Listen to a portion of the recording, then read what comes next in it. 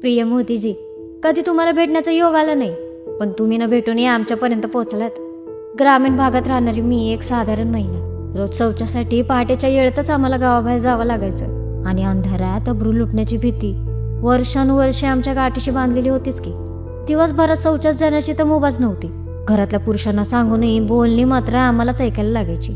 त्यावेळी प्रश्न पडायचा, स्त्री म्हणून जन्माला येऊन पाप केलं काय हो? पण 2014 साल उजाडलं आणि तुम्ही देशाचे पंतप्रधान झालात. आमच्यासाठी तर फक्त एक गेला आणि दुसरा आला एवढंच तर गणित होतं.